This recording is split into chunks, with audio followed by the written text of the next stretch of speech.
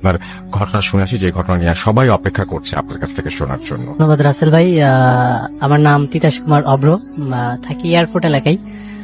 তো আমি যেটা বলতে যাচ্ছি সেটা ঝিনাইদহের ছোট্ট একটি গ্রামে ঘটে যাওয়া কিছু ঘটনা রাসেল ভাই। তো ছোট্ট একটা গ্রামের নামটা বলছি না, সবুজ শ্যামলা, পাশে একটা নদীও আছে, হয়তো বা কখনো নাম শুনছেন আপনারা, চিত্রা নদী। তো গরমের ছুটিতে আমি বাড়িতে গেছিলাম গ্রামের বাসায়।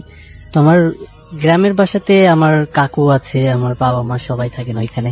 তো আমি মাঝে মাঝে ঘুরতে যাই, বেড়াইতে যাই রাসেল ভাই ওখানে। তো বর্ষার মৌসুম, তখন বর্ষার মৌসুম বলতে গ্রীষ্মের শেষ, মানে ছুটি কিছুদিন পাইছিলাম বর্ষার শুরুতে আর কি, বৃষ্টি হচ্ছে। তো বৃষ্টি ওই ইয়েতে গেছি, আমি গ্রামে ঘুরতে গেছি। তো বর্ষার মৌসুমে নদীতে অনেক জল থাকে এবং প্রচুর পরিমাণে মাছও পাওয়া যায়। জেলেরা সবসময় মাছ ধরানে ব্যস্ত থাকে। আমার গ্রামের পাশেই একটা পাড়া আছে, ওইখানে হালদার জাতীয় যারা মাছ ধরে তাদেরকে জেলে বলে। তো ওরা মাছ ধরে। আমার কাকু মাঝে মাঝে শখ করে মাছ ধরতে যায়। তো আমার কাকু বলছে যে রাসেল ভাই, আমার কাকু বলছিল যে তিতাস তুই তো গ্রাম থেকে আসছিস, চ একদিন মাছ ধরতে যাই। বললাম যে মাছ ধরতে যাওয়া তো অনেক মজার ব্যাপার, অনেক মজা হবে হয়তোবা। তো আমি তো জানি না যে মাছ ধরতে গেলে কি কি লাগে, কি কি ইনস্ট্রুমেন্ট লাগে, কি কি যন্ত্রপাতি লাগে, আমি সেটা জানি না। তো যাই হোক, কাকু বেশিরভাগ রাতেই মাছ মারতে যায়। তো আচ্ছা ঠিক আছে, আমি যাব। আমরা যেখান থেকে মাছ ধরা শুরু করলাম ওইখানে 3 রাস্তার মোড়, এন্ড মোড়ের পাশে একটা বড় একটা বট গাছ আছে, এন্ড একটা ব্রিজও আছে। আমি ছোটবেলায় শুনেছি যে 3 রাস্তার মোড়ে অনেক ভয়ঙ্কর কিছু থাকে হয়তোবা। আর বট গাছ যেহেতু অনেক ভয়ঙ্কর কিছু কথা শুনেছি। ওই বট গাছ থেকে ছোটবেলায় যখন ওখানে যেতাম, পিচ্চি বাচ্চারা দেখতাম ওই বট গাছের ওই শিকড়টা ধরে অনেক ঝুলতো। তো অনেক ঘটনা শুনেছি যে ওই ঝুলতে ঝুলতে অনেক মানুষের ওখান থেকে হাত পা ভেঙে গেছে, পড়ে ওখান থেকে হাত পা ভেঙে গেছে। তো যাই হোক, ওখান থেকে ওই কথাটা মনে পড়লো আমার। তো ওখান থেকে মাছ ধরা শুরু করলাম। মাছ ধরা শুরু করতে করতে আমরা অনেক সময় মাছ ধরছি, বৃষ্টিও হচ্ছে, একটু একটু করে বৃষ্টি হচ্ছে, মাথায় ছাতা আছে। কাকু মাছ ধরছে আর আমি হলো থলেতে রাখছিলাম মাছগুলা। তো যাই হোক, প্রায় ঘন্টাখানিক মতো, তার বেশি, কাছে কিছু নাই, ঘড়ি দেখা বা সময় দেখার জন্য তেমন কিছু ছিল না। তো আনুমানিক টাইম। তো মাছ ধরতে ধরতে আমরা অনেক দূরে চলে গেছি, চারিপাশে জল, একটু নদীর কিনারা ঘেঁষে অনেক দূরে চলে গেছি মাছ ধরতে ধরতে। তো কিছু দূর এগিয়ে, আমার গ্রাম থেকে কিছু দূর এগিয়ে বলতে প্রায় 2 থেকে 2.5 কিলোমিটার রাসেল ভাই, একটা শ্মশান আছে আমাদের, যে এখানে হিন্দু সম্প্রদায়ের মানুষরা এখানে দাহন করে থাকে। তো ওই শ্মশানের কাছে চলে গেছি। তো কাকু জাল ফেলতেছে ওইখানে গিয়ে। ওখানে শুধু আমরা না, আমি দেখতেছি অনেক মানুষই ওখানে মাছ ধরছে, কিন্তু ওরা অনেক মাছ পাচ্ছে, মাছও পাচ্ছে, মাছ রাখছে, মাছ লাফাচ্ছে, আবার কেউ কেউ দেখছি এইটা ওইটা করছে। তো আমি সেই আনন্দে আমি কাকুরে বললাম, কাকু সবাই মাছ ধরছে, তুমি মাছ পাচ্ছ না, বড় করে জাল ফেলো। তো জাল ফেললো কাকু, মাছ উঠছে, কম বেশি উঠছে। তো হঠাৎ করে আমার মনে হলো যে থলেতে একটা মাছও নাই। আমি কাকুরে বললাম যে কাকু, আমরা তো অনেক সময় ধরে মাছ ধরছি, তা মাছগুলা গেল কই? ডিয়ার লিসেনার, আজকের এই ঘটনাগুলো বাছাই করা ঘটনা। আপনারা যারা বাছাই করা ঘটনা শুনতে ভালোবাসেন, আমি বলবো ভাই, আজকের ঘটনাগুলো আপনাদের কাছে খুবই স্পেশাল। কেননা আজকে অনেক কষ্ট করে এই বাছাই করা ঘটনাগুলো আপনাদের সামনে তুলে ধরেছি। অনেকেই কমেন্ট করছেন, ভাইয়া বাছাই করা ঘটনা ভালো লাগে। আমি বলবো কেন লাগবে না, কেননা আমরা বাছাই করা ঘটনাগুলোকেই কিন্তু স্পেশাল ঘটনা বলে মনে করি। কেননা এই ঘটনাগুলো শুনলে আপনাদের অনেক অনেক ভালো লাগবে। এখানে বিরক্তকর কোনো কিছু নেই। তাই আমি বলবো, চলুন আমরা সরাসরি এই বাছাই করা ঘটনাগুলো শুনি, স্পেশাল ঘটনাগুলো শুনি। ভিডিওতে একটা লাইক দিয়ে ঘটনাগুলো শুরু করা যাক। সে শুরু থেকে ব্রিজের ওইখান থেকে আমরা মাছ ধরতেছি, সে মাছগুলা গেল কই? কাকু অবাক। কাকু কোনো কথা বলছে না, আমি বললাম যে কাকু হয়তোবা মাছ চলে গেছে আমার হাত থেকে। আমি বুঝি নাই আমি কিভাবে বলে ফেলেছি, হয়তোবা মনের ভুলে কিংবা কোনো একটু আতঙ্কে ভয়তে বলে ফেলেছি যে হয়তোবা মাছ থলেটা পড়ে গেছিল, মাছগুলো মনে হয় চলে গেছে। তো কাকু বলে আচ্ছা ঠিক আছে, মাছ চলে গেছে সমস্যা না, মাছ আমরা মারছি। তো হঠাৎ করে কাকু জাল ফেললো, দূর থেকে মনে হলো যেমন সমুদ্রে যেমন বড় বড় ঢেউ ধেয়ে আসে,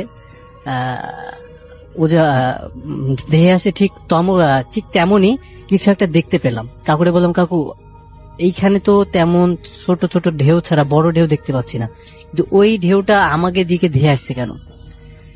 কাকু জালটা তাড়াতাড়ি তুলে ওখান থেকে ঠিক শ্মশানের একটা সাইডে আমরা গিয়ে বসলাম।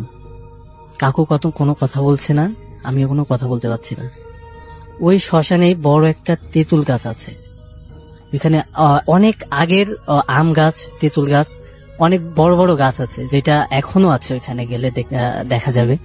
তো ওই শ্মশানটাই আজ পর্যন্ত কোনো তান্ত্রিক বা গোসাই, হিন্দু সম্প্রদায়ের যেটা বলে গোসাই বা পুরোহিত, ওইখানে আজ পর্যন্ত একটা পুরোহিত ওখানে থাকতে পারেনি রাসেল ভাই। তো সেখানে আমরা বসে আছি, ওই ঢেউটা দেখছি যে আমাদের মুখে ধেয়ে আসতেছে, মনে হচ্ছে আমাদের গার উপর দিয়ে, শরীরের উপর দিয়ে চলে যাবে।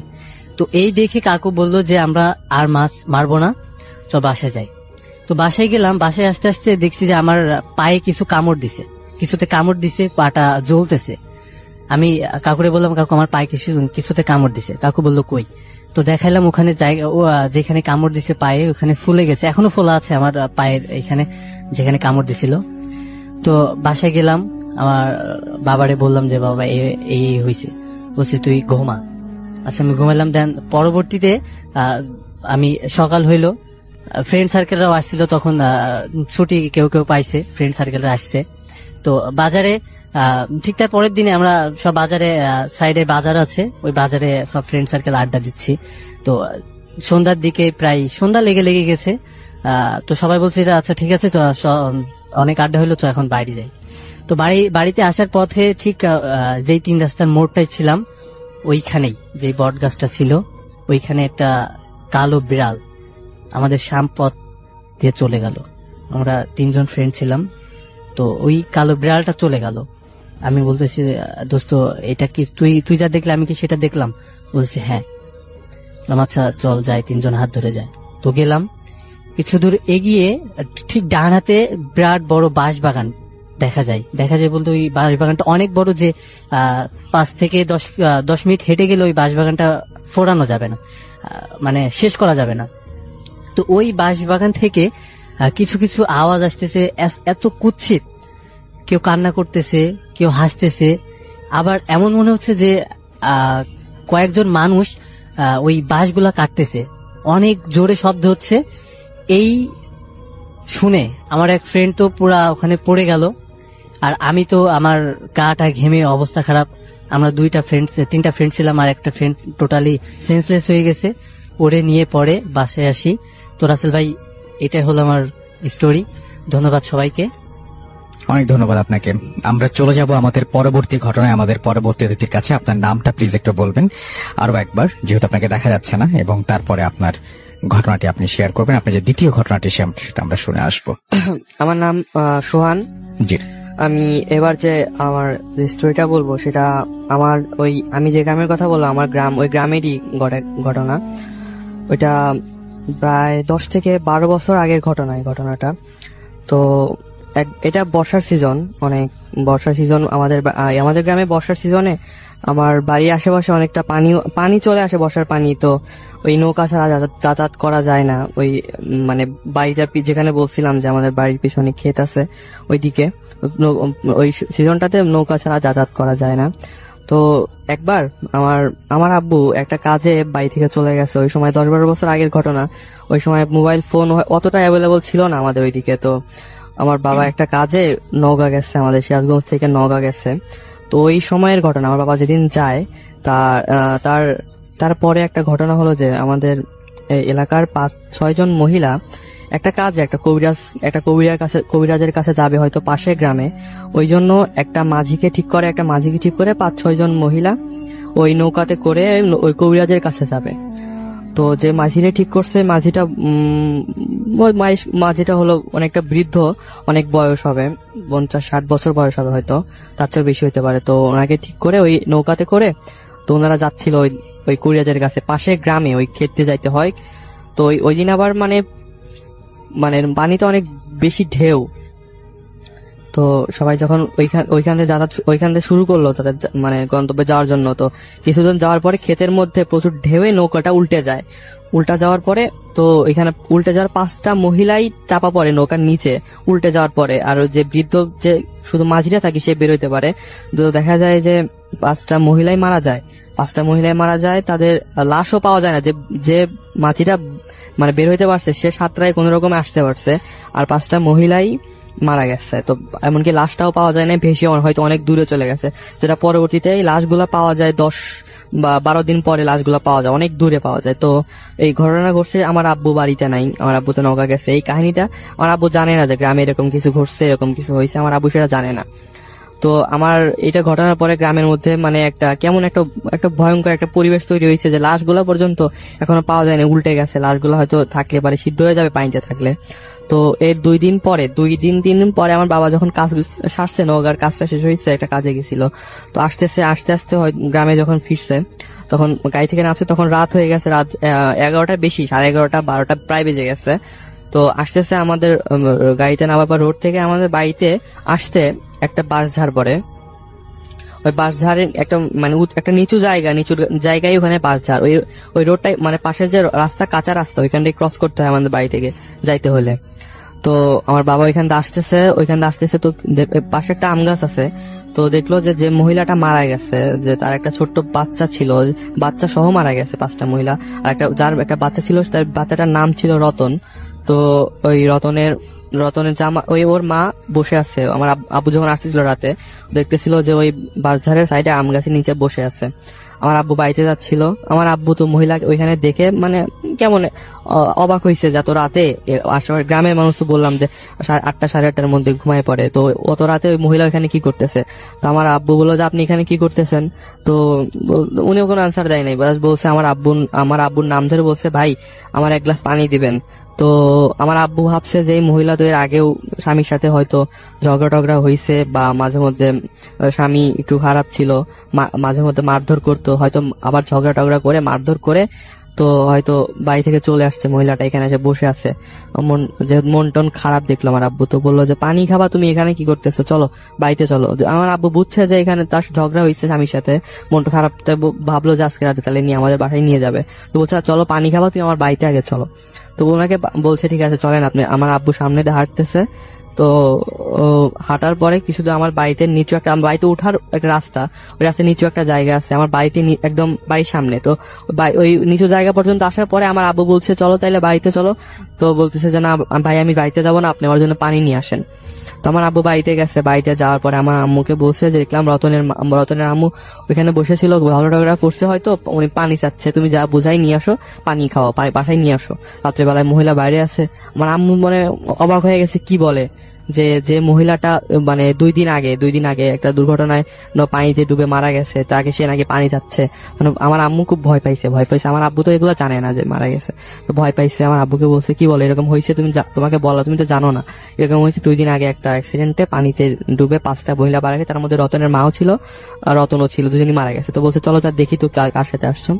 পরে আমার আম্মুকে নিয়ে আমার আব্বু যখন এখানে আসছে, বাড়ির সামনে আসছে নিচু জায়গাটা, ওখানে দেখে যে ওইখানে আসলে কেউ ছিল না। এটাই হলো রাসেল ভাই, এটা আমার স্টোরি। ওকে, এখন সরাসরি চলে যাব ডক্টর আলিফের কাছে। রাসেল ভাই, অনেক অনেক কাকতি মিনতি করার পরে মানে আমি আসলে 2টাই ঘটনা শেয়ার করতাম, কিন্তু 3টা করতে যাচ্ছে কারণ আমার আর কোনো উপায় নাই। অবস্থা এরকম যে আমি শেয়ার না করে থাকতে পারছি না। আর যার কাছ থেকে ঘটনা নিয়ে আসছি, আমি আপনাকে লাস্ট কয়েকদিন আগে মেসেজ পাঠিয়েছিলাম, আমি যাচ্ছি ভাইয়া এমন এক জায়গায় আসছি, আমি জানিও না এটা কোথায়। আমি আপনাকে মেসেজ করেছিলাম, জানি না আপনি পেয়েছিলেন কিনা। আমি পেয়েছিলাম, জি। তো আমি থ্যাংক ইউ জানাতে চাই আমার যেসব মানুষগুলা, মানে আমি রাসেল ভাই যার কাছে ঘটনা শেয়ার করছি বা যার কাছ থেকে ঘটনা নিচ্ছি, সে বলছে যে আলিফ ভাই আমি কিন্তু যেন তেন ঘটনা কালেক্ট করি না, আপনার জন্য আমি খুবই ডিফারেন্ট ঘটনা কালেক্ট করে নিয়ে আসি। ড্যানি ভাইকে অনেক থ্যাঙ্কস, তাকে থ্যাঙ্কস না দিলেই না। তৌফিক সাহেবকেও থ্যাঙ্কস, সেও আসলে অনেক হেল্প করেছেন। তো প্রথম ঘটনাতে আসলে যাচ্ছি রাসেল ভাই, এই ঘটনাটা হচ্ছে রাজারহাট নামক একটা জমিদার বাড়ির ঘটনা। ঘটনাটা ঘটে হচ্ছে 1990 সালে। যার ঘটনা তার নামটা আসলে ছদ্মনামই ব্যবহার করতে বলেছে, তার নামটা আমি ইউজ করতে পারছি না, তো তার নামটা আমি রাজীব বলে চালিয়ে দিচ্ছি। আর তার একটা মেয়ে ছিল, ওই সময় তার মেয়ের নাম ছিল হচ্ছে মনি এবং তার ওয়াইফের নাম ছিল রিনা। তো তারা ডিসাইড করে, মানে উনি আসলে আইন শৃঙ্খলা রক্ষাকারী বাহিনীর মধ্যে একজন ছিলেন, তো যার কারণে সময় কখনো হয়ে উঠে পারে নাই যে নিজের জন্য কোনো সময় বের করা বা কিছু একটা। তো এক সময় পারিবারিক ভাবে ডিসিশন নেয় যে অনেকদিন যাবত তার মানে শ্বশুর বাড়িতে যাওয়া হয় না, তো যেই জায়গায় তার শ্বশুর বাড়ি সেই জায়গাতে একটা জমিদার বাড়ি আছে। তো সব মিলে শ্বশুর বাড়িতে যাওয়া আর কি, সবার সাথে নতুন নতুন মানুষের সাথে পরিচয় হওয়া। তো শ্বশুর বাড়িতে যাওয়ার পরে সে মানে গ্রামাঞ্চলটা দেখে, ওই জায়গাটা দেখে অনেক মানে অবাক হয়ে যায় যে মানে সবকিছু চেঞ্জ হয়ে যাচ্ছে, তার কাজের কারণে সে সবকিছু মিস করছে। তো যাই হোক, তিনি তার ফ্যামিলি নিয়ে সেদিন পৌঁছানোর পরে তার হচ্ছে ওয়াইফের ভাই বোন আছে এবং আত্মীয় স্বজন আছে, তাদেরকে নিয়ে বের হয়ে তার ঘুরতে বের হয় আর কি। আশেপাশে ঘুরতে ঘুরতে তার কোনো মতে হাঁটতে হাঁটতে 2 কিলোমিটার ক্রস করে যায়, অলমোস্ট 2 কিলোমিটার। সাথে তার 7 বছরের বাচ্চাটাও ছিল। তো ক্রস করতে করতে যে এখন জমিদার বাড়ির সামনে চলে যায়, সেইখানে মানে জমিদার বাড়িটা তো ঠিক বরাবর একটা কিলার মতো জায়গা ছিল, পাহাড়ের মতো উঁচু, ঢিবির মতো আর কি, সেখানে বসার জায়গা করেছে। আর ওই ঢিবি থেকে বরাবর একটা বড় মাঠ আছে, সেই মাঠের মধ্যে সবসময় মেলা বসে। আর লাকিলি সেইবার উনি যাওয়ার পরে এই জায়গায় মেলা চলছিল। তো মেলা চলা অবস্থায় মোটামুটি আশেপাশের 5-6 গ্রামের লোকজন এই মেলায় তখন উপস্থিত। ওই সময় বিকালবেলা, তো তারা মেলার মধ্যে ঘুরতে থাকে এবং আশেপাশে জিজ্ঞেস করতে থাকে, জমিদার বাড়ির ব্যাপারে জিজ্ঞেস করতে থাকে। জমিদার বাড়ির ব্যাপারে তারা ঘটনা কালেক্ট করতে থাকে যে আসলে কি হয়েছিল, জমিদার বাড়িতে কে কারা কারা ছিল, এইসব আজগুবি ঘটনা আর কি। তো একটা পর্যায়ে তারা ডিসাইড করে আজ রওনা দেওয়া যাক, মেলায় ঘোরা টোরা হয়ে গেছে। তো সেই জায়গায় মানে জানতে পারে যে মেলার যে জায়গাটা মেলা বসে সেই জায়গায় আগে জমিদারের ওখানে নাচ গান হতো, তারপরে জুয়ার আসর বসতো। তো শেষ করে তারা বাড়ির দিকেই রওনা দেয় আর কি। বাড়ির দিকে রওনা দিতে দিতে এমন সময় পথিমধ্যে একটা জায়গায় তারা আটকে যায়।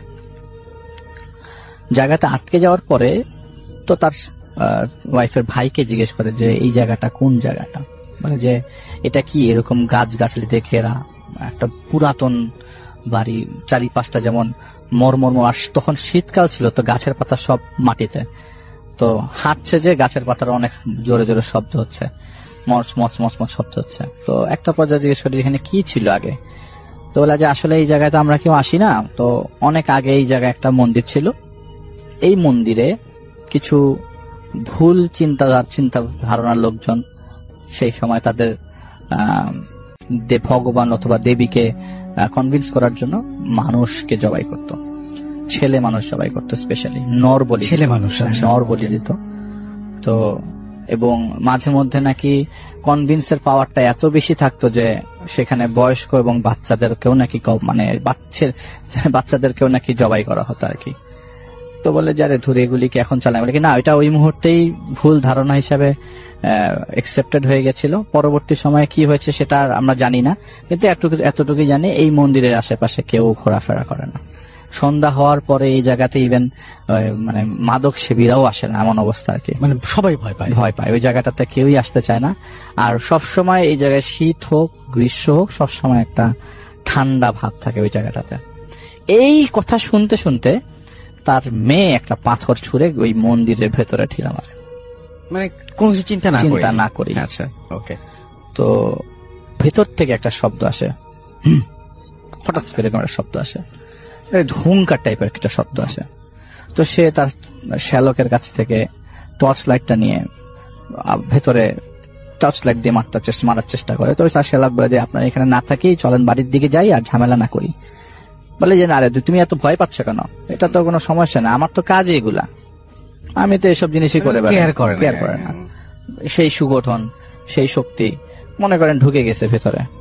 একটা পর্যায়ে মন্দিরের কাছে যাওয়ার পরে সেও একটা জিনিস টেস্ট করার জন্য একটা পাথর নিয়ে ভেতরে ছুঁড়ে মারে, ঠিক একই রকম আর একটা হুঙ্কার আসে। তখন বুঝে যায় যে ভেতরে কোন একটা ঝামেলা আছে। টর্চ দিয়ে ভালো করে ক্লিয়ার করে দেখে একটাই মাত্র রুম, কিন্তু কেউ নাই, সাথে সাথে তারা ওই জায়গাটা ত্যাগ করে। তার মেয়ে, তার ওয়াইফ, মেয়েকে কোলে নিয়ে সে অলমোস্ট দৌড়ানোর মতোই অবস্থা। তখন অন্ধকার হয়ে গেছে, দৌড়াতে দৌড়াতে দৌড়াতে দৌড়াতে হাঁপাতে হাঁপাতে একটা চায়ের দোকানের সামনে যে তারা থামে। তো সেই চায়ের দোকানদার আবার তার শ্যালককে চিনত, যে তোমরা এখানে কি করো এখন? 1990 সাল, রাসেল অনেক আগের কথা। তোমরা এখানে কি করো? বলে যে আমরা তো এইখানে গেছিলাম, খুব অদ্ভুত দুইটা শব্দ পাওয়ার পর দৌড়ায় চলে আসছি। আর শব্দ দৌড়ায় চলে আসার সময় তখন তারা পেছন দিক দিয়ে এমন মনে হচ্ছিল যে খুব বড় বড় স্টেপের মানুষজন পায়ের নিচে পাতাগুলা পড়ছে আর শব্দ হচ্ছে মচমচ, শব্দগুলা বেশ জোরালো। আচ্ছা, তো তারা ওই মুহূর্তে তার এই চায়ের দোকানদারটা হেল্প নেয়। তিনি যখন দোকান বন্ধ করছিলেন, তোমাদের বাড়ি আগায় দিয়ে আসি। তো বাড়ি আগায় দিয়ে এবং বাড়িতে সবাই চুপচাপ ছিল, কেউ কাউকে কোনো কিছু জানায়নি এবং তার করা নির্দেশ ছিল যে কেউ কাউকে কোনো কথা বলবে না, আজকের ব্যাপারে কেউ কোনো কিছু কাউকে বলবে না, স্বীকার করবে না, মুরব্বীদেরকে তো নাই। যেহেতু তার শ্বশুর বাড়ি জানলে জিনিসটা খারাপ দেখা যায়। সেদিন রাতের বেলা রাসেল ভাই, সেদিন রাতের বেলা 2টার দিকে তার ঘুম ভাঙে। এক পর্যায়ে পাশে হাত রাখার পরে দেখে যে তার ওয়াইফ আছে, কিন্তু সাথে তার মেয়েটা নাই ওই জায়গায় ওই মুহূর্তে। তো ওরা বাড়ি খুঁজে, জোরে জোরে চিৎকার করতে করতে তার বাড়ি চারিপাশ খোঁজে। খুঁজতে খুঁজতে সে চিন্তা করে যে এটা কোনো ঝামেলা হতে পারে। তার মেয়ে একটা পাথর ছুঁড়ে মেরেছিল, এটা তখন ওই এলাকার লোকজনদেরকে জানায় যে পাথরটা ছুঁড়ে মেরেছিল, তো কোনো ঝামেলা হতে পারে, তোমরা ওই জায়গাটায় চেক করো, আশেপাশে খুঁজে বাছা নেবেন। ওই মুহূর্তে জমিদার বাড়ির লোকজনেরও, মানে ওইখানে যারা গার্ড হিসেবে থাকতো তারাও জেনে গেছে যে একটা ঝামেলা হয়েছে। ভিতরে তো তখন কেউ নাই, অলরেডি এভরিথিং ইজ ক্লোজড, বন্ধ সবকিছু। রাত তখন 2টার উপরে। লাঠি সোটা নিয়ে তারা ওই মন্দিরটার সামনে যায়। মন্দিরের সামনে যাওয়ার পরে শুরুতেই তারা ধাক্কা খেয়ে যায় রাসেল ভাই, এবং গাছের নিচে তার মেয়ের দেহটা পড়া, কিন্তু মাথা সাথে নাই। মাথাটা যেই জায়গায় বলি দেওয়া হতো ঠিক সেই জায়গায় পড়ে আছে। বলি দেওয়া হতো? জি, ওই জায়গায় পড়ে আছে। এই হৃদয় বিদারক মানে ঘটনা যখন আমি ডেনিভের কাছ থেকে পাই, তিনি বলছে যে এই ঘটনাটা যার কাছ থেকে শুনি সে কান্না করছিল ওই মুহূর্তে বলার সময়। এতদিন আগের ঘটনা, সিগারেট ধরাতে ধরাতে বলছে, মানে তার বুকের মধ্যে কতটা কষ্ট না থাকলে তিনি ঘটনা শেয়ার করছে। যাই হোক রাসেল ভাই, এইটাই ঘটনা। এরপরে তারা ওখানে কি ঘটেছে কি হয়েছে সেটা আর আমরা জানি না, কিন্তু ওইখানের ওই জায়গাটা এখনো ভয়ঙ্কর। ওকে, আসলে এটি একটি সত্য ঘটনা। আমার নানা যে ছিল, ওনার বাবার ফ্যামিলির সাথে একটা ঘটে যাওয়া ঘটনা। আসলে আমার নানার বাবার পরিবার ছিল জমিদার, তারা ভারতে থাকতেন। যখন হিন্দু মুসলিমের মারামারির সময়, তখন আমার ছোট যে মামা ছিল, উনি সেকেন্ড পক্সে মারা যায়। তো তখন আমার নানারা অনেক চেষ্টা করে, কিন্তু ওনাকে আসলে কবর দিতে পারতেছিলেন না। একটা হিন্দু জায়গায় থাকলে আসলে হিন্দুরা কখনোই চাবে না যে মুসলমানকে কবর দেয়া হোক, তারা চাবে যে তা পোড়াই ফেলা হোক, তারা কিন্তু জায়গা নষ্ট করবে না। আর আমার নানা যেহেতু আমার নানার বাপ আর কি এখানকার জমিদার ছিলেন, উনি এইসব সহ্য করতে না পেরে সব জমিদারি ছেড়ে ঢাকায় একটা 7তলা একটা বাড়ি নেয়, আর এসে ওনার আত্মীয় স্বজনদের সাহায্য নিয়ে এখানে মামার কবর দিলেন। কিন্তু ঢাকার সেই বাড়িটা যে ছিল একটা হিন্দু বাড়ি ছিল, আর সেই বাড়ির পিছনে একটা কুয়া ছিল, যার মধ্যে অনেক গ্লাস রাখা ছিল। নানারা এসে এইসব পরিষ্কার করে আর বাড়ি ভর্তি হিন্দুদের যেসব মূর্তি ছিল সেই সব সরিয়ে ফেলে।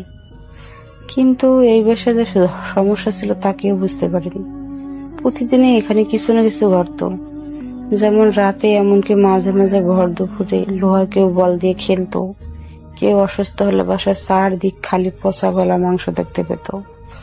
কিন্তু সবচেয়ে ভয়ঙ্কর অভিজ্ঞতা আজকে আমি আপনাদের সাথে শেয়ার করতে যাচ্ছি। একদিন সন্ধ্যাবেলায় আমার বড় মামা আতিয়া আর আমার খালা আমাকে পড়াইতেছিল।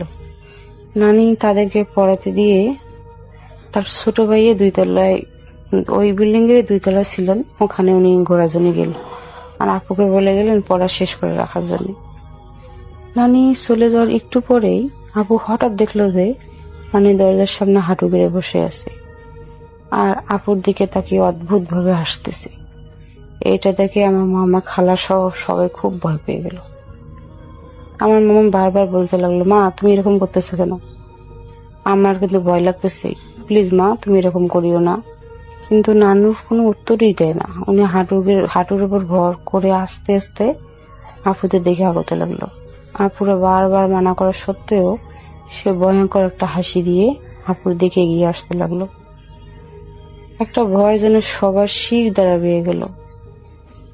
যখন জিনিসটা বিছানার একদম কাছে চলে আসলো তখন ভয়ে বাঁচার চেষ্টা হিসাবে এটা শেষবার একটা চিৎকার দেওয়ার চেষ্টা করলো এবং হঠাৎ তারা দেখতে পারলো যে দরজায় নানি দাঁড়িয়েছে আর বিছানার কাছে জিনিসটা আর নেই।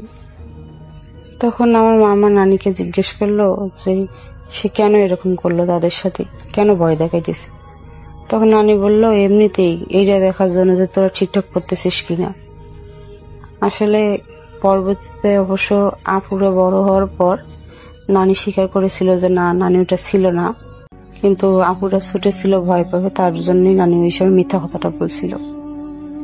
আসলে পরে ওই বাসাটা ওরা বিক্রি করে দেয়, কেননা এই বাসায় এত সমস্যা নিয়ে বাসা কাছা নিয়ে থাকাটা অনেক টাফ ব্যাপার ছিল।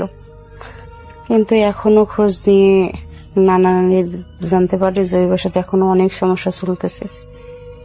কিছুদিন পর পরেই কিছু না কিছু ঘটে, দেখা যায় ও ভয় পাইতেছে, ও ভয় পাইতেছে, এটা হইতেছে, ওটা হইতেছে।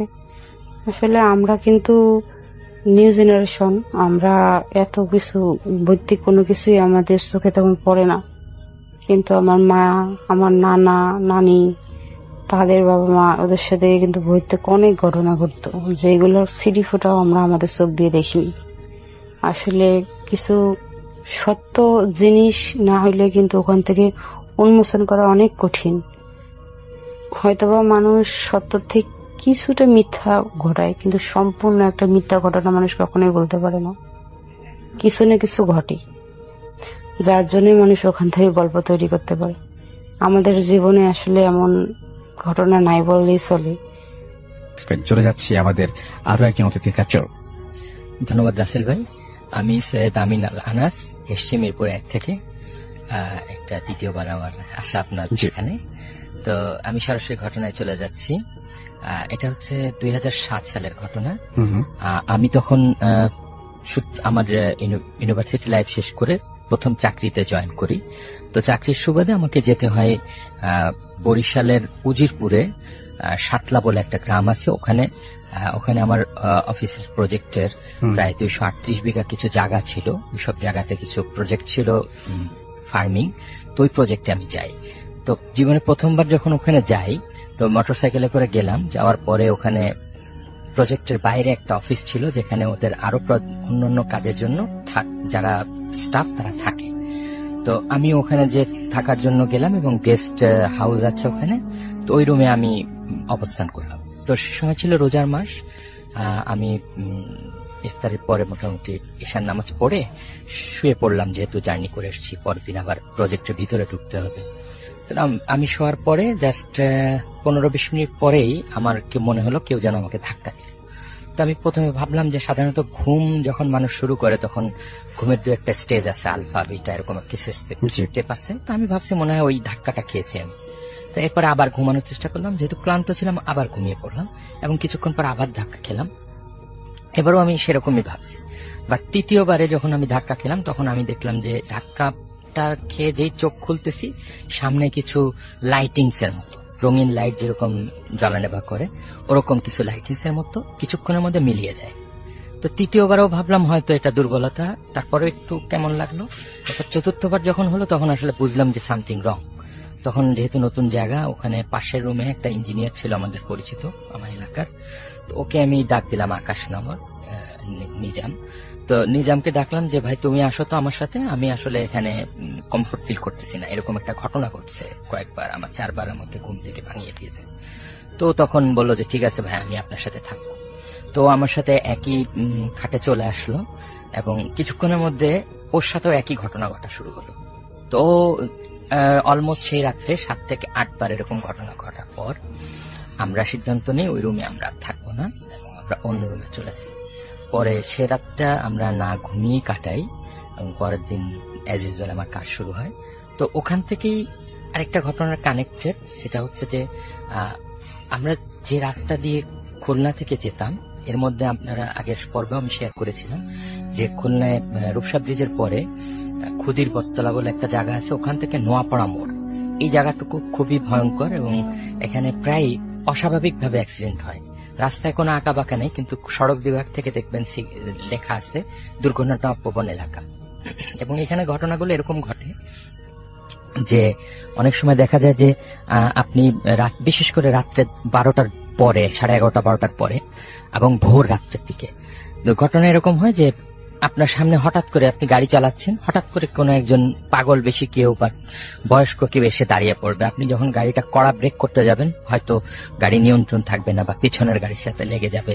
এরকম অসংখ্য ঘটনা ঘটছে এবং ওখানকার যে সমস্ত পেট্রোল পাম্প আছে তাদের কাছে আপনারা ওই এলাকায় যারা আছেন তারা যে জিজ্ঞেস করলে জানতে পারবেন এরকম ঘটনাগুলো প্রায় ঘটে ওখানে। তো যাই হোক, এই ঘটনাগুলো আমি জানতাম। এমনই সময় ওই যেহেতু আমার ওখানে যে যাওয়া আসা করতে হয় বরিশালে, তো এরকমই একটা রাত্রে আমার আসতে দেরি হয়ে গেছে। সেদিন 11:30 বাজে রাত। তো আমি মোটামুটি ওই যে 8-10 কিলোমিটার রাস্তার প্রায় 80% চলে আসছি, দূর থেকে রূপসা ব্রিজের আলো দেখা যাচ্ছে। এমন সময় হঠাৎ করে আমার গাড়ির সামনে ওই একজন একটু পাগলের বেশে একজন বয়স্ক নারী উনি চলে আসেন। তো আমি খুব কষ্টে কন্ট্রোল করি, কিন্তু দেখি কি যে আমি জাস্ট ওনার গার উপর দিয়ে হয়তো চলে গেলাম বা ওনাকে ধাক্কা দিলাম, বাট আমি কিছু বুঝতে পারলাম না। তখনও কিন্তু আমার মাথা ওইভাবে কাজ করে। বাট যখনই আমি ওনাকে ক্রস করতেছি, মানে মানুষের স্বাভাবিক চলাবরশত, বিশেষ করে যারা গাড়ি চালান তারা কিন্তু এরকম ঘটনা ঘটলে যে এরকম উদ্ভট ভাবে আসে তার উপর একটু রাগ করে। তো আমি একটু রাগ করে চিৎকার করছি।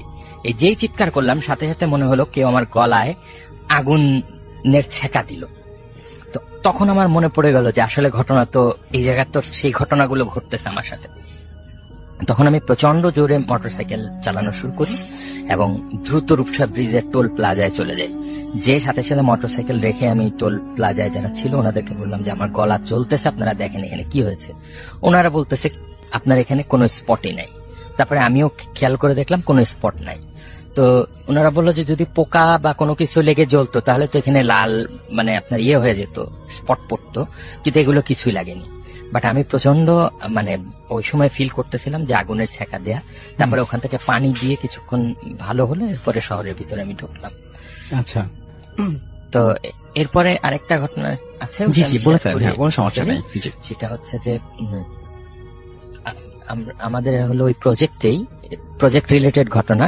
সেটা হচ্ছে যে আমরা হচ্ছে ওখানে আমাদের মাছ ধরার জন্য পানি সেচ করা লাগতো। তো যেহেতু ওটা বিল এলাকা, প্রচুর মেশিন ব্যবহার করতে হতো, তা না হলে পানি আবার এসে চলে আসতো। তো বড় বড় মেশিন ছিল, সেচ মেশিন।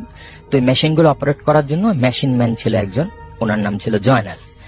তো মেশিন ম্যান জয়নাল, আমি এরকম প্রজেক্ট ভিজিটে গেছি, যাওয়ার পরে মেশিন ম্যান জয়নাল আমাকে বলতেছে যে ভাই আপনার এখানে কিছু গার্ড আছে যারা বিভিন্ন ধরনের কথাবার্তা ছড়াচ্ছে, এখানে নাকি বড় বড় মানুষদের দেখা যায় সাদা জামা পরা ইত্যাদি ইত্যাদি, অর্থাৎ ভৌতিক কিছু বিষয় হচ্ছে ওখানে, এরকম কিছু একটা বলে উনি বেশ রাগ করলেন এবং আমাকেও বললেন যে আপনারা এইসব কি শুরু করছেন। তারপরে আমার লোকজনের উপর একটু গালি দিলেন। তো আমি ভাবলাম যে স্থানীয় লোক এসব বলছে, থাক। তখন হলো মাগরিবের আজান হচ্ছে, আমি বললাম আমি নামাজ পড়ে আমি চলে আসি। আমি যখন ব্যাক করতেছি, ওটা অনেক বড় জায়গা, তো ব্যাক করে আমাদের যে স্টে করার রুমটা ছিল ওর কাছাকাছি আসতেই পিছন দিয়ে চিৎকার শুনলাম। তো পিছনে ফিরে দেখি যে সবাই ধরাধরি করে জয়নালকে নিয়ে আসতেছে। তো ওনাকে নিয়ে আসার পর জানা গেল যে ওই মেশিনগুলো সাধারণত যেহেতু মাটির পাড়, এই পাড়ের উপর দিয়ে নিয়ে যাওয়ার জন্য এক ধরনের হাতে তৈরি চাকাওয়ালা গাড়ি ব্যবহার করা হয়, ট্রলির মতো। তো ওইগুলোর চাকাগুলো বেয়ারিং টাইপের, আর ওগুলো থাকে হচ্ছে ওই 8 ইঞ্চি থেকে 10 ইঞ্চি গজাল ব্রেক বলে, ওই ব্রেক দিয়ে চাকা। আমরা চলে যাব এখন আমাদের অতিথির কাছে। আসল ভাই আজকে দুটো ঘটনা নিয়ে এসেছি। একটা দেশের আমাদের দেশের বাইরের একটা ঘটনা, আমার মানে রাজবাড়ি না, মানে প্রতিদিন তো রাজবাড়ির ঘটনা বেশি শেয়ার করি, আজকে চুয়াডাঙ্গার একটি ঘটনা রয়েছে। ফার্স্টে আমি দেশের বাইরের ঘটনাটা দিয়েই শুরু করতে চাই। আসল ভাই ঘটনাটা হচ্ছে শ্রীলঙ্কার ঘটনা। তো যে ভাইয়া সঙ্গত কারণে নামটা বলছি না, উনি ইউকেতে ফ্রেন্ডস এইড নামক একটি এনজিওতে চাকরি করতেন। তো ওই সময় বিশ্ব ব্যাংকের ওয়ার্ল্ড ডেভেলপমেন্ট রিপোর্ট সংক্রান্ত একটা সার্ভে করার জন্য উনি 1992 সালে শ্রীলঙ্কার জাফনা দ্বীপে গিয়েছিলেন। আর জাফনা দ্বীপটা এই সম্পর্কে একটু বলে নিই রাসেল ভাই, কারণ 1976 সালে যখন এলটিটিই গঠিত হয়, তো তারপর থেকে কিন্তু 1986 সালে জাফনা দ্বীপটা এলটিটি দখল করে নেয়। তারপর থেকে কি জাফনা দ্বীপে কিন্তু বিভিন্ন ক্ষেত্রে সবসময় একটা মানে অশান্তি বিরাজ করে। ওই সময় ওইখানকার লোকজনের আসলে মানে অবস্থা জানার জন্যই আসলে ওয়ার্ল্ড ব্যাংক থেকে তাদেরকে পাঠানো হয়েছিল আর কি। ওই সূত্রপাতে ওই সূত্র ধরে ওনারা সেখানে যান। তো যাওয়ার পর আসল ভাই ওখানে ওনাদেরকে একটা কাঠের একটা বাড়িতে ওনাদেরকে থাকার ব্যবস্থা করা হয়। ওনারা 3 জন ছিলেন, কাঠের বাড়িতে ওনাদের থাকার ব্যবস্থা করা হয়। ওই বাড়িটার পাশে বেশ জঙ্গল টঙ্গল ছিল, জঙ্গলে মোটামুটি সাপ বানর এই জিনিসগুলো ছিল আর কি। মোটামুটি দিনের বেলাতেই তারা দেখতেন বিষয়গুলো। এখন রাসেল ভাই ওনারা যখন যে বাড়িতে ছিলেন, ওনারা প্রতিদিন কাজ করতেন এবং কাজ শেষে তখন তো আসলে ওইভাবে ইমেইলটা চালু ছিল না ওখানে, তখন ওনারা ফ্যাক্স করতেন। আমাদের প্রতিদিনের আপডেটটা প্রতিদিন ওনারা ওয়ার্ল্ড ব্যাংকের ফ্যাক্স করে জানিয়ে দিতেন যে আজকে এই পর্যন্ত আমরা তথ্য সংগ্রহ করতে পেরেছি। তো সারাদিন ক্লান্ত থাকার পর ওনারা যখন ঘুমাতে যেতেন রাসেল ভাই, তখন ওই প্রথম 1-2 দিনের পর থেকে একটা সমস্যা শুরু হয়। সেটা হচ্ছে ওনারা ঘুমাতে যাওয়ার পরে ওনারা টের পেতেন যে কিচেনে শব্দ হচ্ছে, মনে হচ্ছে যে কেউ কাজ করছে বা থালবাটি পড়ে যাচ্ছে, এরকম কিছু শব্দ। তো ওনারা যখন উঠে যেতেন তখন দেখতেন যে কিছুই না, কিছু না হলো রাসেল ভাই দেখতেন যে ওই থালবাটি আসলে পড়ে আছে, বিভিন্ন জায়গায় ছড়িয়ে ছিটে পড়ে আছে।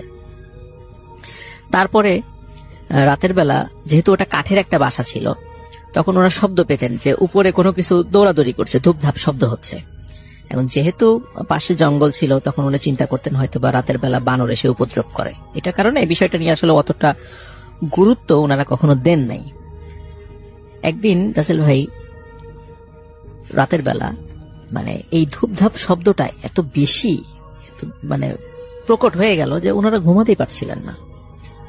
তখন ওই ভাই উনি যেটা করলেন, হাতে একটা লাঠি নিয়ে উনি চিন্তা করলেন যে একটু উপরে যাই, যদি এই টাইপের কোনো জন্তু জানোয়ার থাকে তাদেরকে তাড়িয়ে দিয়ে আসি। রাসেল ভাই উপরে যান, কিন্তু উপরে গিয়ে উনি একটা ভয়ঙ্কর দৃশ্য দেখেন। উনি দেখেন যে 2টো মানুষ দৌড়াদৌড়ি করছে, কিন্তু এই 2টো মানুষের শরীরে চামড়া নেই। মানে মনে হচ্ছে একটা মানুষের শরীর থেকে যদি চামড়া তুলে ফেলা হয়, তখন মানুষের শরীরে রক্তপেশি, তারপরে মানুষের বিভিন্ন টিস্যু যেগুলো দেখা যায় যেভাবে, এবং রক্ত ঝরতে থাকে, এইরকম 2 জন লোক দৌড়াদৌড়ি করছে। এবং হঠাৎ করে ওনার দিকে এই 2টো লোক তাকায়। তাকানোর সাথে সাথে রাসেল ভাই উনি সেন্সলেস হয়ে পড়ে যান।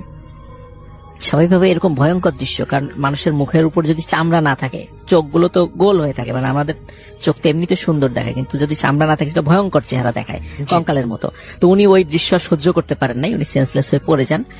পরবর্তীতে উনি যখন ওনার সাথে লোকজন যখন খুঁজে পাচ্ছেন না কোথায় গেল, তখন উপরে উঠে দেখে উনি সেন্সলেস হয়ে পড়ে আছেন। তখন তাকে আমরা এখন যেটা করব সেটা হচ্ছে সরাসরি চলে যাব আমাদের আফরান ভাইয়ের কাছে। থ্যাংক ইউ রাসেল ভাই আমার সুযোগ করে দেওয়ার জন্য।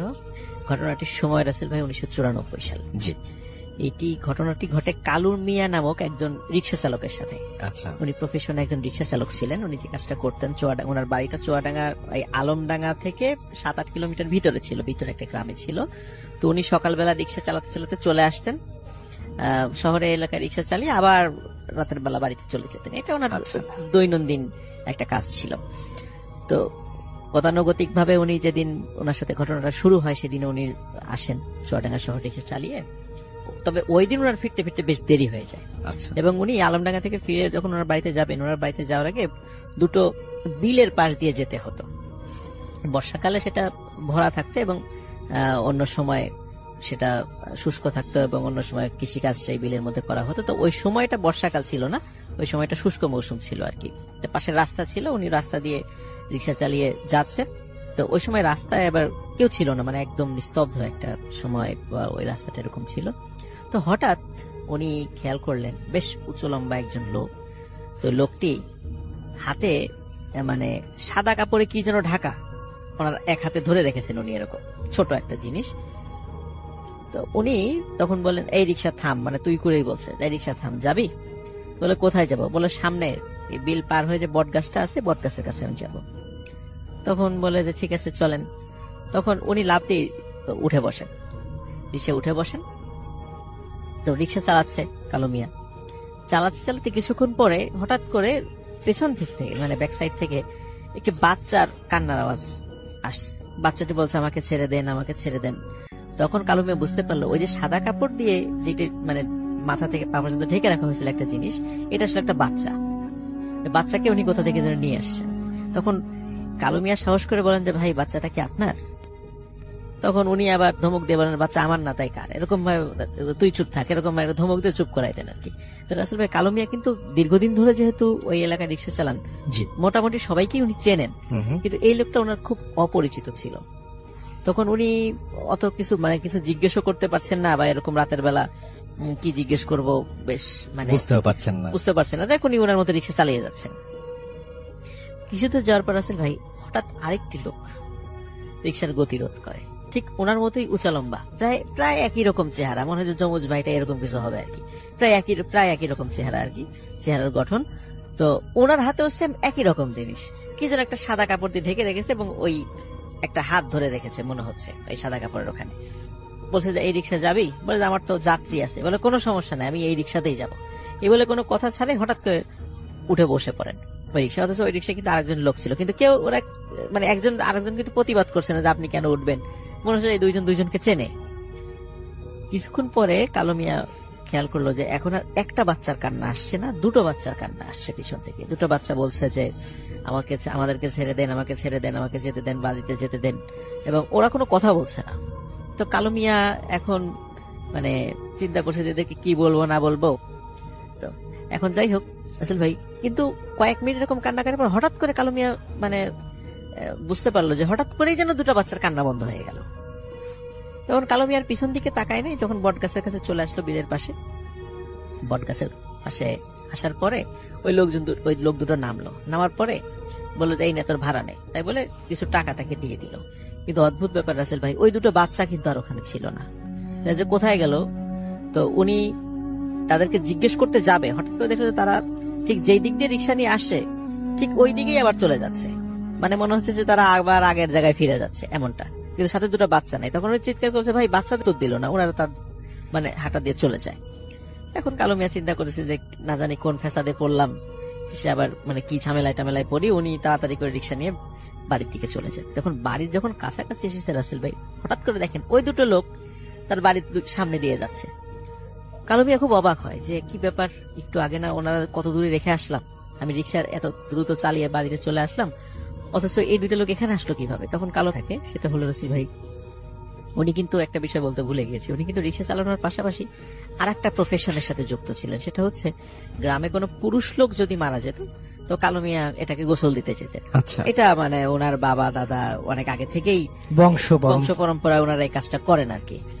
তো রাসেল ভাই হঠাৎ একদিন রাত 11টার দিকে, এই মানে জেলখানা থেকে আসার হয়তো 5-7 দিন পরে আর কি, রাত 11টার দিকে হঠাৎ করে ওনার বাড়ির দরজায় করান আসছে। দেখে যে ওনার গ্রামের পরিচিত দুইজন মুরব্বী আসছেন ওনার বাড়িতে, এসে বলতেছেন যে গ্রামে যে কবিরাজটা ছিল, কবিরাজটা হঠাৎ করে মারা গেছে, তুমি তো তাড়াতাড়ি চলো, গোসল দিতে হবে। আচ্ছা, তখন কবিরাজটা ওনার খুব পরিচিত ছিল, ওনার বাবার বন্ধুও ছিল। আচ্ছা আচ্ছা, তখন উনি শুনে খুব মানে শোকাহত হন যে কবিরাজ চাচা মারা গেছেন। বলছে ঠিক আছে আমি আসছি, এগুলো উনি একটু ওনার রেডি হয়ে চলে আসেন এবং এসে বলেন এখন কবিরাজ চাচার বাড়িটা কালো মিয়া চিনত। এখন উনি ওইদিকে হাঁটা না দিয়ে ওই দুই মুরব্বী বলছে যে এদিকে না আর একদিকে চলো। বলছে আর একদিকে কোন দিকে? কবিরাজের পুরান বাড়িতে, পুরান ভিটা। বলে পুরান ভিটায় তো কেউ থাকে না ওখানে। বলে না, ওর কবিরাজের ইচ্ছা ছিল যে ওনার দাফন কাফন এবং লাশ ধোয়ানো এইটার জন্য ওনার পুরান ভিটাতে হয়।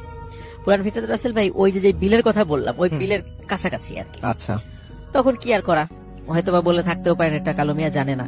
তখন ওই দুইজন মুরব্বীর সাথে উনি হাঁটা ধরেন এবং পুরান ভিটাতে কিন্তু একদম একটা বিরান জায়গা ছিল ওটা, মানে ওখানে কোনো থাকার কোনো উপযোগী কোনো ঘর ছিল না সেখানে।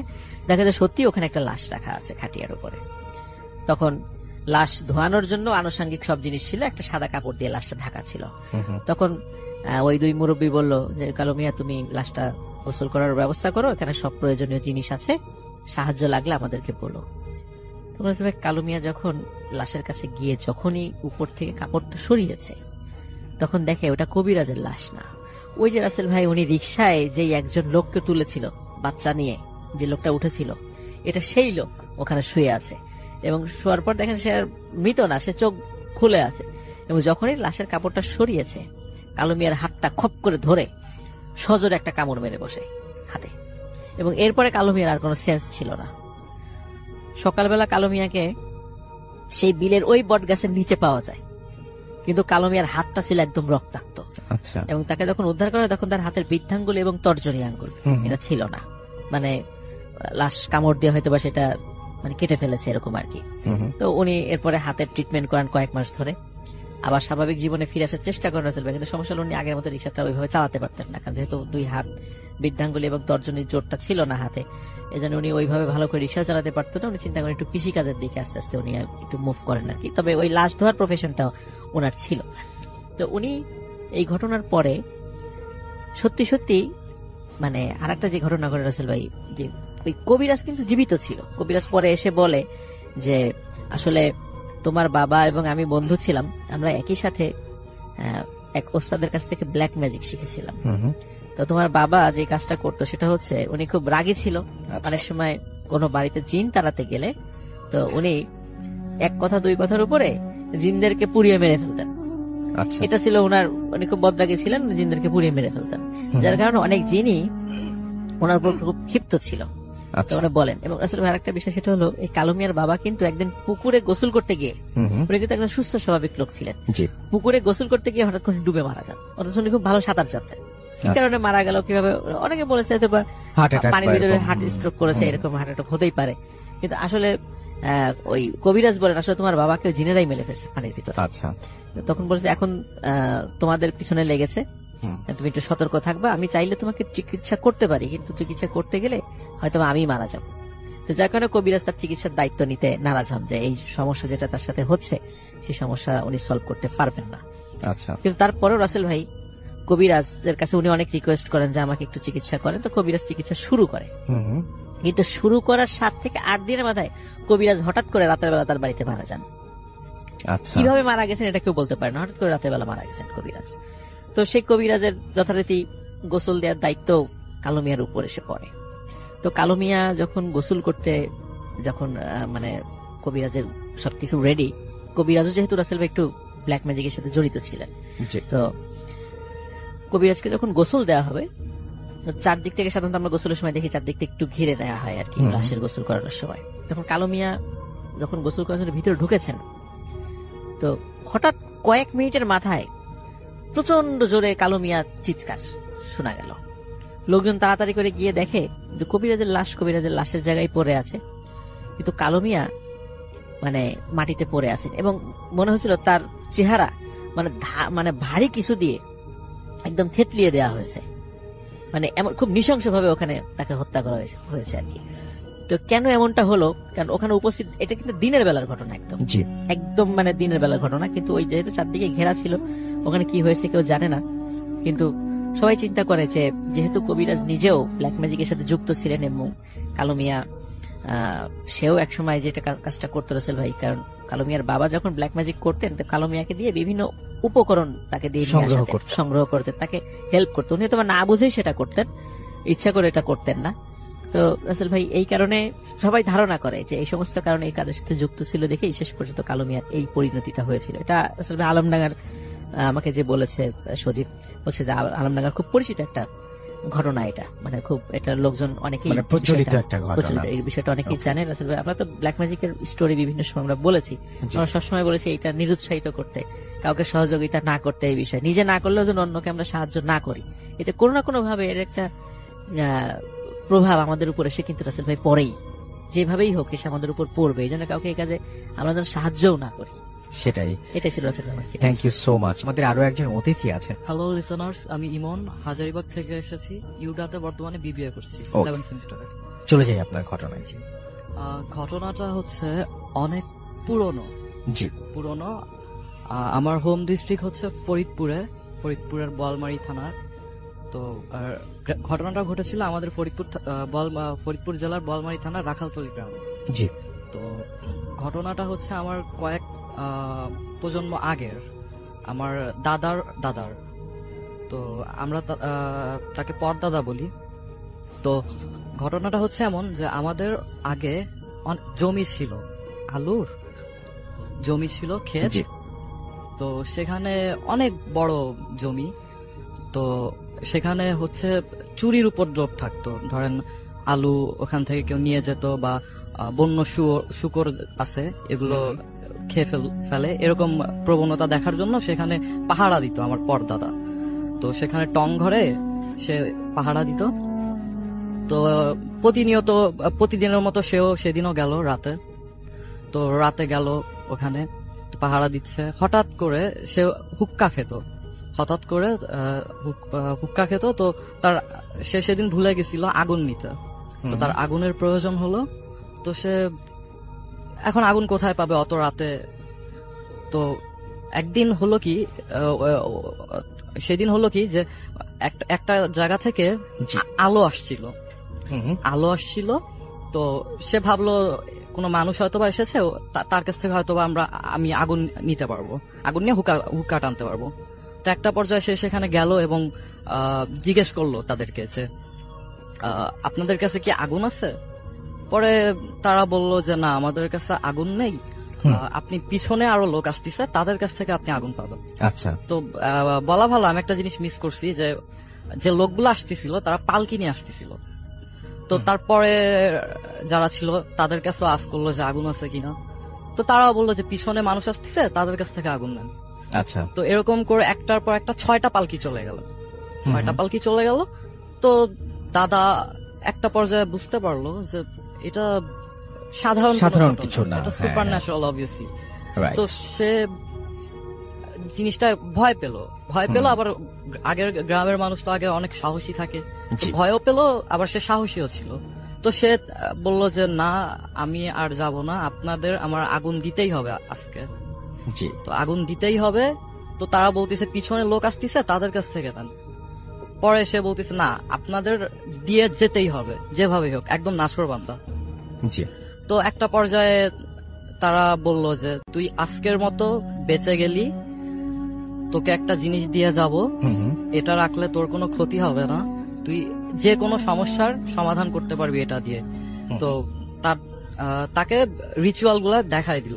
তো এইভাবে হচ্ছে আমার দাদা, পরদাদা, তারপর থেকে তার দাদা, এরকম করে জেনারেশন হয়ে হয়ে চলে আসলো। তো আমার দাদা রিসেন্টলি হচ্ছে ইন্তেকাল করছে, অকাল মৃত্যু। তো সেক্ষেত্রে সে জিনিসগুলা কাউকে দিতে পারে নাই। আর বলে রাখা ভালো যে জিনিসটা দিছিল এটা হচ্ছে আমরা যেমন ইলেকট্রিক টুল, যেমন প্লাস বলি যেটাকে, ওইটা অনেকটা ওই রকম পিতলের মতো দেখতে। তো এই জিনিসটা আমার বাড়িতে গ্রামে এখনো আছে। আপনি যদি চান আমি ওটা ছবি তুলে দেখাতে পারি। তো এই ছিল আমার ঘটনা। ধন্যবাদ। আমরা চলে যাব আমাদের পরবর্তী অতিথির কাছে। অনেক বছর আগে মগবাজারের শাহ সাহেব নামে এক পীর ছিলেন। আচ্ছা। তিনি অনেক কামের পীর ছিলেন। তার ছিল 2 যমজ সন্তান। পীর সাহেব এবং তার যমজ সন্তানদের নিয়ে অনেক কাহিনী প্রচলিত আছে। এরকমই কাহিনী বলছি। এটা কি আপনি শুনেছেন কারো কাছ থেকে? এটা আমি আমার দাদুর কাছ থেকে শুনেছি, আবার আমার আম্মা নানুর কাছ থেকে শুনেছি, আবার নানির আম্মার কাছ থেকে শুনেছি। এটা অনেক পুরনো কাহিনী। তার মানে এটা মোটামুটি সবাই জানেন বা একটা প্রচলিত ঘটনা। সবাই জানে, নতুন না জানলেও বয়স্ক লোকরা সবাই জানে। আচ্ছা। তো একদিন এক লোক ঝুড়ির ভিতর এক কাঁদি পাকা কলা নিয়ে রাস্তা দিয়ে হেঁটে যাচ্ছিল। লোকটি যাচ্ছিল এলাকার ইমাম সাহেবকে তার গাছের প্রথম ফল দিতে। পথিমধ্যে পীর সাহেবের ছেলেদের সাথে ওই লোকের দেখা হয়ে যায়। পীর সাহেবের ছেলেরা ওই লোককে জিজ্ঞেস করে, চাচা কলা কি পাকা না কাঁচা? ওই লোকটি একটু চমকে যায়, কারণ ঝুড়ির ভিতর যে কলা রাখা আছে এটা বাইরে থেকে কারোর পক্ষে বোঝা সম্ভব ছিল না। ওই লোকটি জানতো যে পীরের ছেলেরা ক্ষমতাবান, কিন্তু নিজেকে এই বলে বুঝ দিল যে পীরের ছেলেরা হয়তো আন্দাজে ঢিল ছুঁড়েছে, লেগে গেছে। আচ্ছা আচ্ছা তাই সে একটু চালাকি করে উত্তর দিল, ঝুড়ির ভেতর কাঁচা কলা, কারণ পাকা কলা আছে বললে ছেলেরা খেতে যেতে পারে। আচ্ছা পীরের ছেলেরা তখন ওই লোককে বলল, কলা যখন কাঁচা তখন আর কি করা, পাকা কলা হলে খাওয়া যেত। ওই লোক ইমাম সাহেবের বাড়িতে যখন ফল দিতে যাবে তখন ঝুড়ি খুলে দেখে তার সব পাকা কলা কাঁচা কলা হয়ে গিয়েছে। সেরকম আরেকদিনের ঘটনা, পীর সাহেব ঘরের বাইরে কাজে ছিলেন। পীর সাহেবের দুই যমজ ছেলে প্রতিবেশীর গাছে উঠে গাছ থেকে সব ফল পেড়ে খেয়ে ফেলে।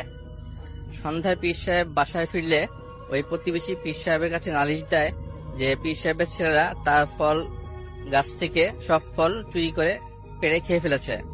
পীর সাহেব তার ছেলেদের ডেকে এনে জিজ্ঞেস করলেন, তোমরা প্রতিবেশীর গাছ থেকে ফল চুরি করে খেয়েছো কিনা? পীরের ছেলেরা বাবার সামনে প্রতিবেশীকে লক্ষ্য করে বলল, গাছের ফল গাছেই আছে। তখন ওই প্রতিবেশী পীর সাহেবকে বলল, আপনি আসেন আমার সাথে, দেখে যান আমার গাছে একটা ফলও নেই, সব আপনার ছেলেরা পেড়ে খেয়ে ফেলেছে। তখন পীর সাহেব প্রতিবেশীর সাথে তার গাছের সামনে গিয়ে দেখে গাছ ভর্তি ফল। গাছ ভর্তি ফল দেখে প্রতিবেশী আর কোনো কথা বলতে পারলো না, অবাক হয়ে নিজের বাড়িতে ফিরে গেল। মানে এগুলো কি আমাদের ঢাকারই ঘটনা? এটা মগবাজারের ঘটনা। আচ্ছা, কতদিন আগের ঘটনা বলছেন এটা আপনি? তো 60-70 বছর মিনিমাম হবে। আচ্ছা। আমার নানি যেহেতু জানে এই ঘটনা। আচ্ছা। তো পীর সাহেব বাসায় ফিরে তার স্ত্রীকে বললেন ছেলেদের জন্য ভালো ভালো খাবার রান্না করতে, আর ছেলেদের বললেন ঈদের দিনের মতো গোসল করে নতুন জামা কাপড় পরতে। রান্না হয়ে গেলে পীর সাহেব তার ছেলেদেরকে যত্ন করে রাতের খাবার খাওয়ালেন এবং খাওয়া শেষে তাদেরকে একসাথে শুয়ে পাশাপাশি ঘুম পাড়িয়ে দিলেন। ওই ঘুমই ছিল পীর সাহেবের ছেলেদের শেষ ঘুম, তারা আর ঘুম থেকে জেগে ওঠেনি। এখন প্রশ্ন হলো, পীর সাহেব কেন এই কাজ করলেন? কোন বাবা কি তার ছেলেকে হত্যা করতে পারে? আসলে পীর সাহেব বুঝেছিলেন তার ছেলেরা বেঁচে থাকলে তার চেয়েও ক্ষমতাবান হবে, কিন্তু তাদের দ্বারা মানুষের অনিষ্ট হবে। তাই তিনি আল্লাহর কাছে দোয়া করেছিলেন যাতে আল্লাহ তার ছেলেদের হায়াত কমিয়ে দেন। তার সে দোয়া কবুল হয়েছিল। পীর সাহেবের ছেলেদের মগবাজারেই পাশাপাশি কবর দেওয়া হয়, যা এখন শাহবাড়ির জোড়াপীরের কবর নামে পরিচিত। ঘটনাটি এলাকায় বহুল পরিচিত। ওকে, আমরা আবার আমাদের আরেকজন অতিথি আছেন, তার কাছে চলে যাই। ভাই, আমাকে আবার সুযোগ দেওয়ার জন্য। জি। আমি ইমন, হাজারীবাগ থেকে এসেছি, ইউটাতে বিবিএ করছি 7 সেমিস্টার। জি। ঘটনাটা এটা আমার নিজের সাথেই ঘটা। তো রবিবারের ঘটনা, আমি হচ্ছে একটা বিয়ের ইনভাইটেশন পেয়েছিলাম, তো আমাদের এক বন্ধুর কাছ থেকে। কারো বিয়ে? হ্যাঁ। তো ওখানে আমি গিয়েছিলাম, তো অ্যাজ ইউজুয়াল ওইখানে বিয়ে টিয়ে এনজয় করে আস্তে আস্তে রাত হয়ে গেছিল, অনেক রাত, 12টা 12:30 মতো বেজে গেছিল। তো আমি আসার সময় রিক্সা পাচ্ছিলাম না। বলে রাখা ভালো, হাজারীবাগ থেকে লালবাগের দূরত্ব খুব একটা বেশি দূরে না। তো রিক্সা পাচ্ছিলাম না, আমি একটা পর্যায়ে সিদ্ধান্ত নিলাম যে হেঁটেই চলে যাই, ফাঁকা রাস্তা, বাতাস আছে, হেঁটেই চলে যাই। তো আসতেছিলাম, হাঁটতে হাঁটতে একটা পর্যায়ে দেখলাম যে লম্বা লম্বা তিনজন লোক একটা মিষ্টির দোকানে ঢুকলো এবং সাথে সাথে শাটার, মানে কে শাটার লাগালো সেটা আমি খেয়াল করি নাই, বাট শাটার লাগাই দিছিল। তো আমি জিনিসটা ভাবলাম এখানে মনে হয় কোনো ডাকাতি হচ্ছে।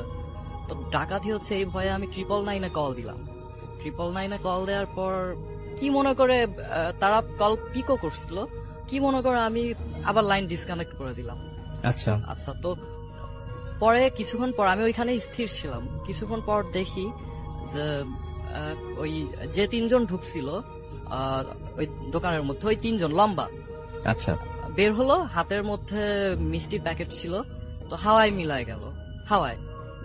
তো আমি জিনিসটা আমার কাছে কিরকম লাগলো, তো আমি পরে ওই দোকানে গেলাম, দোকানের যে কর্মচারীরা ছিল, তো ওদের কাছে আমি জিজ্ঞেস করলাম, ভাই কি হয়েছে এখানে, তারা কারা ছিল? তো তারা ফার্স্টে কোনোভাবেই তারা স্বীকার করতেছিল না যে ব্যাপারটা অ্যাকচুয়ালি কি হয়েছে। তো আমি একটু রিকোয়েস্ট করলাম যে ভাই কি হয়েছে, আমাকে বলা যায় কি? পরে তারা বলল যে অ্যাকচুয়ালি আপনি যাদের দেখছেন এরা হচ্ছে মানুষ না, এরা হচ্ছে জিন। এরা এরকম প্রতি রবিবার রাতে কোনো একটা টাইমে আসে এবং দূর থেকে ইশারা করে, তো আমরা বুঝে যাই যে ওরা আসছে এবং আমরা লাইট অফ করে দিই, ওরা ভেতরে আসে, ওদের পছন্দ মতো ওরা মিষ্টি নিয়ে দাম দিয়ে সুন্দর মতো চলে যায়। এটা নাকি ওদের অনেক আগে থেকেই, পূর্বপুরুষদের থেকেই এরকম চলে আসতেছে। তো এটাই ছিল আমার ঘটনা। Thank you, ওকে, রাসেল। চলে যাই একটা অডিও ক্লিপে, ফিরে আসছি একটু পরে। আসসালামু আলাইকুম, সবাই আশা করি ভালো আছেন। আমি যেই ঘটনাটি আজকে শেয়ার করব, এটা একজন সিএনজি ড্রাইভার আমাকে বলেছিল। আমার নাম মাহমুদ শোয়েব, আমি বগুড়ার এয়ারপোর্ট এলাকা থেকে বলছি।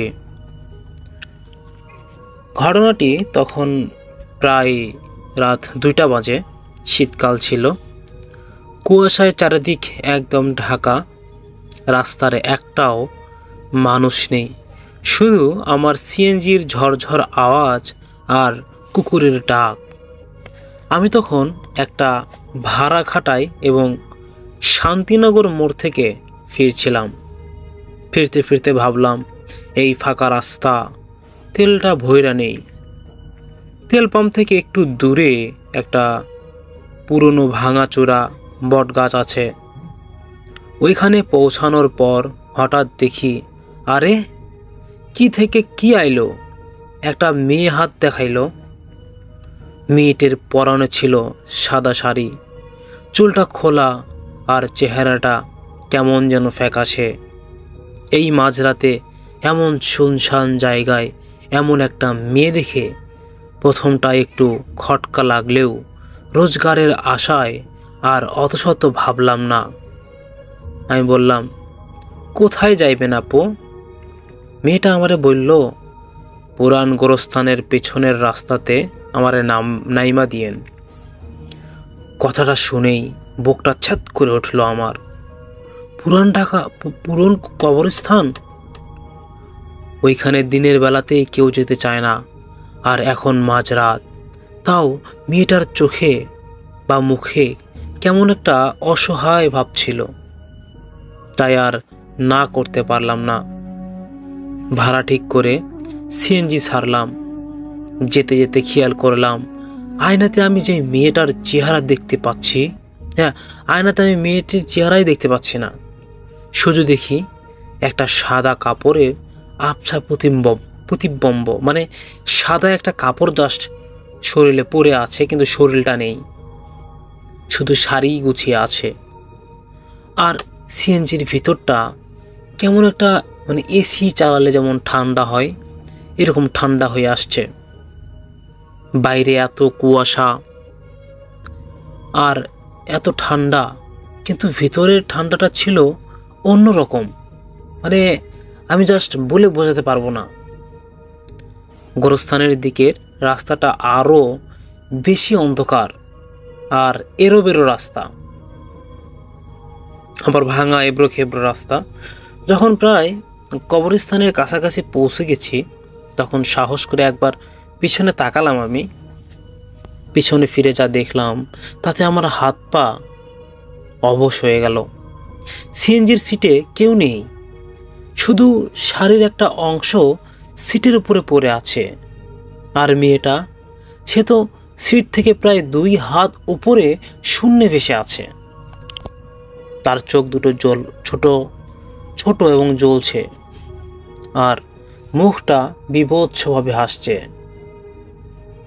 যে আমাকে আস্তে আস্তে করে বলল, আয়সা পড়ছি, আর একটু আগাও। আমার মুখ দিয়ে আর আওয়াজ বের হলো না। আমি কেবল একটা চিৎকার দিয়ে সিএনজিটা ব্রেক করলাম। ব্রেক করার সাথে সাথেই মনে হলো যেন কে যেন আমার গলা টিপে ধরেছে। আর গাড়ির ভিতরে সেই হিম শীতল ঠান্ডাটাও আরো বেশি বেশি তীব্র হলো। আমি কোনো মতে দরজা খুলে সিএনজি থেকে এক লাফ দিয়ে নামলাম, আর আমি ওখানেই অজ্ঞান হয়ে গেলাম। পরের দিন সকালে যখন আমার জ্ঞান ফিরল, তখন দেখি আমি রাস্তার পাশে পড়ে আছি।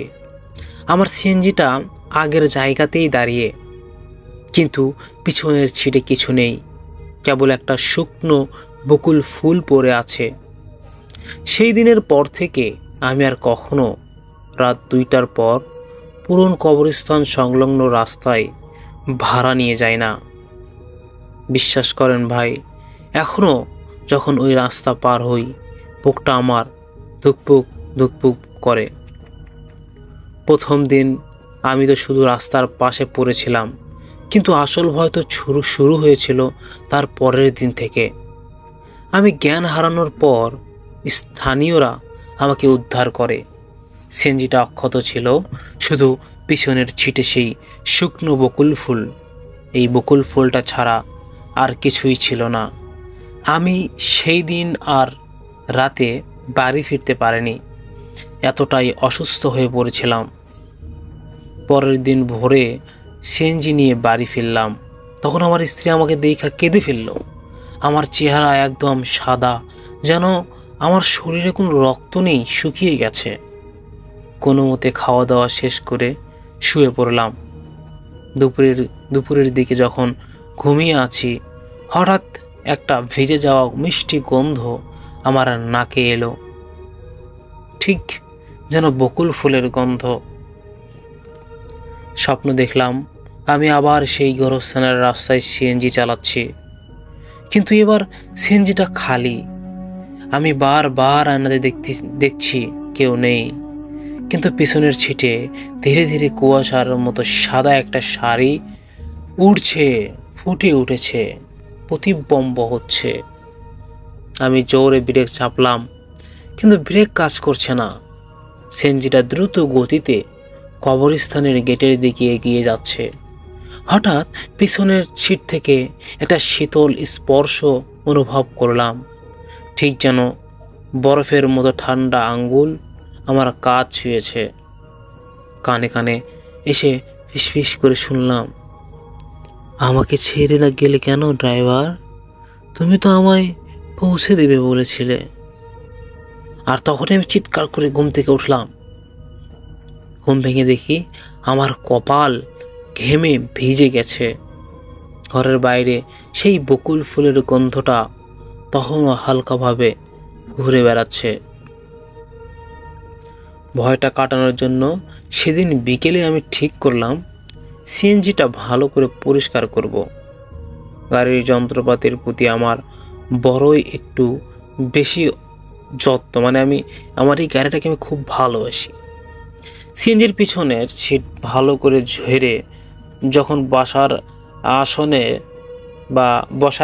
বসে আমি গাড়ি চালাই, ওই চামড়াটার ঢাকনা সরালাম। তখন আমার চোখ কপালে উঠে গেল। পিছনের সিটের মাঝখানে চামড়ার ওপারে ঠিক যেন কেউ গরম কিছু দিয়ে পুড়িয়ে দিয়েছে। এমন একটা গভীর কালো দাগ, আর সেই দাগের ঠিক পাশে আমার ছোট্ট রক্তের ফোঁটা শুকিয়ে লেগে আছে। কিন্তু মেয়েটার তো কোনো আঘাত লাগার কথা নয়। আর যদি সে রক্ত মাংসের মানুষ নাই হতো, তবে এই রক্তের দাগ কিসের? আমার মনে হলো ওই রাতে কি হয়েছে, আসলে ঘটেছিল কি, আমি তা পুরোপুরি জানি না। সে হয়তো আমাকে ছাড়েনি, ওই সিটটাতেই তার কিছু একটা রয়ে গেছে। পরের কয়েকটা দিন আমি একদমই কাজ করতে পারিনি। সিএনজি দেখলেই কেমন ভয় করতো আমার, কিন্তু অভাব তো আর বসে থাকে না। তাই এক রাতে সাহস করে আবার বের হলাম। ঠিক করলাম গোরস্থানের দিকে যে রাস্তাটা আছে ওই রাস্তাটা আমি এড়িয়ে চলব।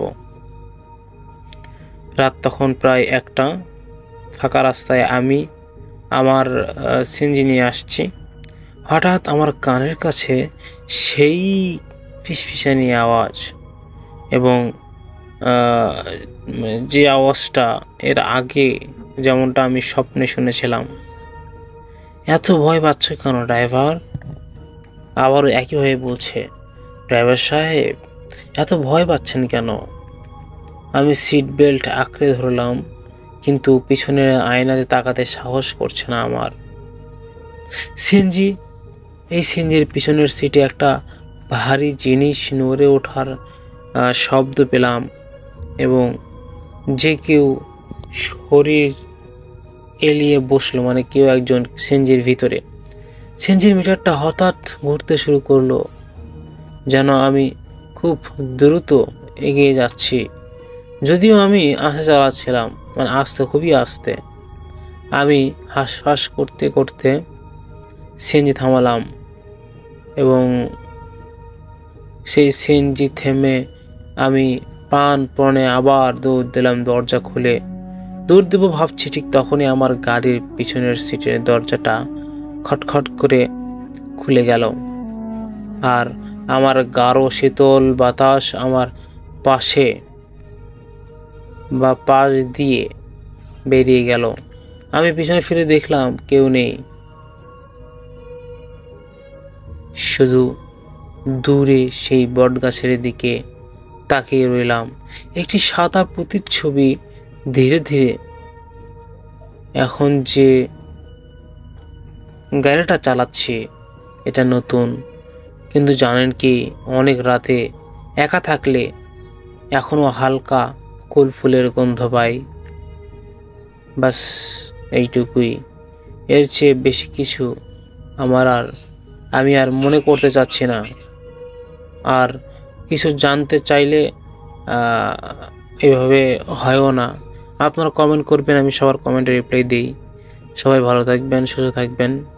এই ছিল আমার ঘটনা। ভালো থাকবেন। আসসালামু আলাইকুম। লিসেনার্স, আমরা প্রতিনিয়ত চেষ্টা করি আপনাদেরকে সুন্দর সুন্দর ঘটনাগুলো দেওয়ার জন্য। বাছাই করা ঘটনাগুলো আপনাদের খুবই ভালো লাগে এবং অনেকেই বলেন ভাই স্পেশাল ঘটনা চাই।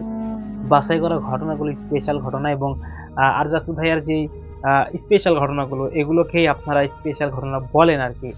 আমরা প্রতিনিয়ত আপনাদের সামনে এরকম স্পেশাল ঘটনা নিয়েই হাজির হব, এবং আমি চাইবো যে আপনারা আমাদের ঘটনাগুলো সম্পূর্ণ শুনবেন, আর আমরা কিরকম ঘটনা আপনাদের জন্য বানাচ্ছি তাও দেখবেন। যাই হোক, আজকের মতো এখানেই বিদায় নিতে হচ্ছে। সবাই ভালো থাকবেন। সবাই